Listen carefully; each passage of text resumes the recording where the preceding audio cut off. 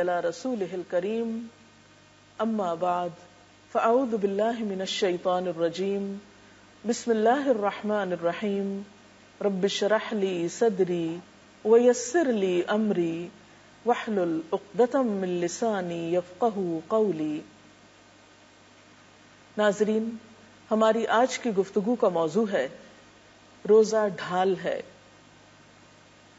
ڈھال کس کو کہتے ہیں؟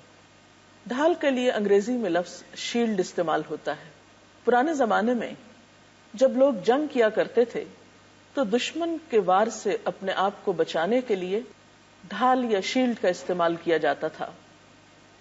اسی سے تشبیہ دیتے ہوئے آپ صلی اللہ علیہ وسلم نے روزے کو بھی ڈھال قرار دیا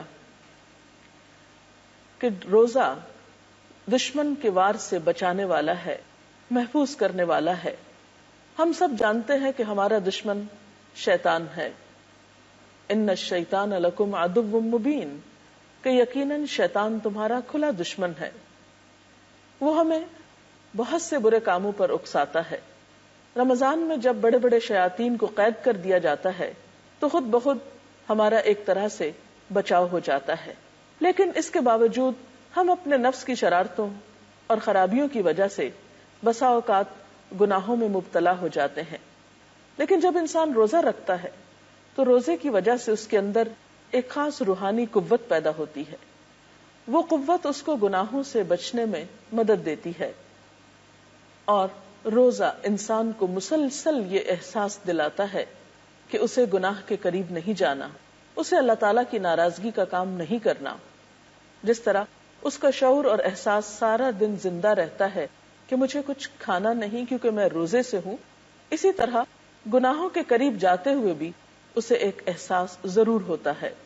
اسی لیے ہم دیکھتے ہیں کہ روزے کی حالت میں نہ صرف یہ کہ کھانے پینے سے منع کیا گیا، بلکہ کچھ اور برائیوں سے بھی بطور خاص رکنے کو کہا گیا، اور اس طرح یہ روزہ ہمیں برائی سے بچنے میں مدد دیتا ہے۔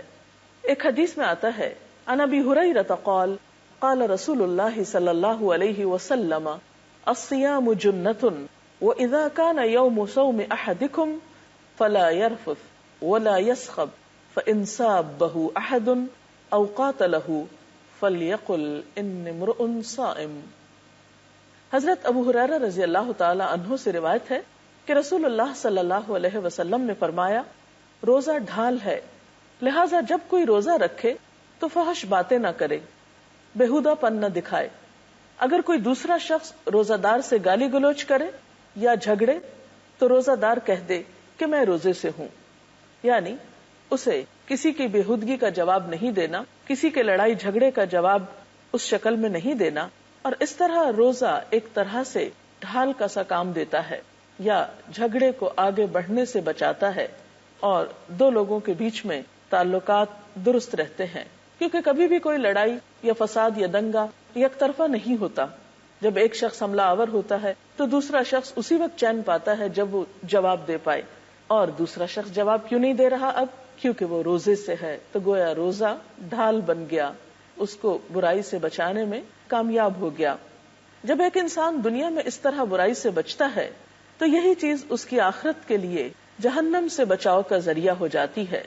اسی لیے ہم دیکھتے ہیں کہ نبی صلی اللہ علیہ وسلم نے فرمایا، جو شخص اللہ عز و جل کے راستے میں ایک دن کا روزہ رکھتا ہے، اللہ تعالیٰ اس کا چہرہ اس ایک دن کے عوض جہنم سے 70 سال دور کر دے گا۔ کیوں؟ اس لیے کہ وہ شخص روزہ رکھ کر سارا دن اپنے آپ کو برائی سے بچانے کی کوشش میں لگا رہا، اور کافی حد تک اس میں کامیاب بھی ہوا۔ اسی لیے ہم دیکھتے ہیں کہ جو لوگ روزہ رکھ کر بھی بری بات کرنا نہیں چھوڑتے تو ان کے لیے اللہ کے رسول صلی اللہ علیہ وسلم نے اس طرح فرمایا کہ جو شخص روزہ رکھ کر جھوٹ بولنا اور اس پر عمل کرنا ترک نہ کرے تو اللہ تعالیٰ کو اس بات کی کوئی حاجت نہیں کہ وہ کھانا پینا چھوڑ دے۔ تو گویا روزہ صرف کھانا پینا چھوڑنے کا نام نہیں ہے، روزہ ہم سے اس بات کا تقاضا بھی کرتا ہے کہ ہم جھوٹ بولنا بھی چھوڑ دیں اور جھوٹ پر عمل کرنا یا غلط کام کرنا۔ اسی طرح روزے کی حالت میں گالی گلوچ سے بھی خاص طور پر بچنے کے لیے کہا گیا۔ آپ صلی اللہ علیہ وسلم نے فرمایا کہ روزے کی حالت میں کسی کو گالی نہ دو. اگر کوئی دوسرا تمہیں گالی دے تو اس سے کہو میں روزے سے ہوں، یعنی جواب نہ دو. اور اگر کھڑے ہو تو بیٹھ جاؤ، کیونکہ غصے کی حالت میں انسان اگر اپنی پوزیشن تبدیل کر لے تو اس کے غصے میں کمی ہو جاتی ہے.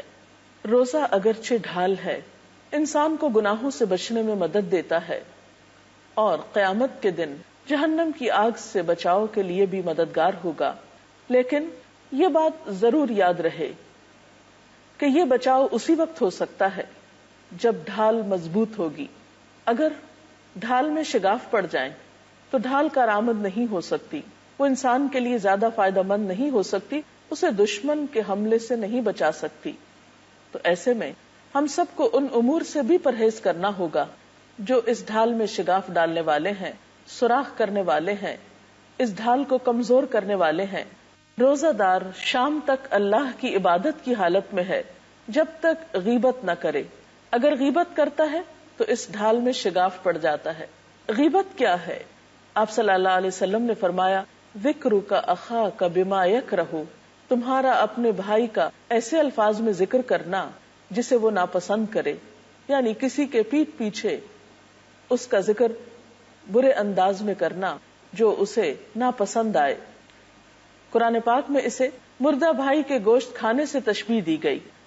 ایک مسلمان پر دوسرے مسلمان کی عزت حرام ہے. کسی کو حق نہیں کہ وہ دوسرے کی عزت کو نقصان پہنچائے. لہٰذا ایسے تمام امور سے اجتناب کرنا چاہیے جس سے دوسروں کو تکلیف پہنچتی ہو. اسی طرح انسان جب روزے کی حالت میں جھگڑا کرتا ہے، فحش باتیں کرتا ہے، تو یہ تمام چیزیں اس کے روزے کو نقصان دینے والی ہیں. یہ کیسے ہو سکتا ہے کہ ایک شخص روزہ بھی رکھے اور پھر جھوٹ بولے؟ نبی اکرم صلی اللہ علیہ وسلم نے فرمایا آدمی جب جھوٹ بولتا ہے تو اس جھوٹ کی بدبو سے فرشتہ 1 میل دور چلا جاتا ہے. کہیں ایسا تو نہیں کہ ہم روزہ رکھتے ہوں اور بے دھیانی میں یا لاپرواہی میں ہم ان گناہوں کے مرتکب بھی ہوتے ہوں؟ اگر معاملہ ایسا ہو تو پھر کہیں ایسا نہ ہو کہ اس ڈھال میں شگاف ہو جائیں، اور اگر اس ڈھال میں شگاف ہو گئے تو پھر یہ آخرت میں عذاب جہنم سے نجات کا ذریعہ کیسے بنے گی؟ تو آئیے اللہ تعالیٰ سے دعا کرتے ہیں کہ اللہ تعالیٰ واقعی ہمارے روزے اس طرح کے بنا دے کہ وہ ہمیں آئندہ سالوں میں بھی برائیوں سے بچنے میں مددگار ہوں اور آخرت میں عذاب جہنم سے بچنے کے لیے مددگار ہوں. وآخر دعوانا ان الحمد للہ رب العالمین.